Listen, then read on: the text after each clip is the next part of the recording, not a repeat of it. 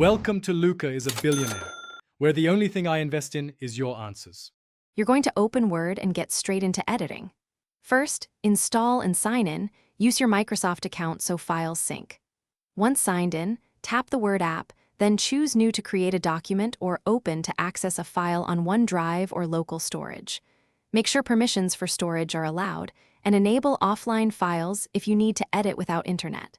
This gets you past setup and into the document immediately, so you can start typing and formatting right away. Now focus on editing and formatting like a pro. Tap the ribbon or toolbar to access Home for font styles, Insert for pictures and tables, and Layout for margins and orientation. Once you tap text to place the cursor, drag selection handles to highlight, then use Copy, Paste, or Apply formatting. If you prefer voice, use dictation to speak content.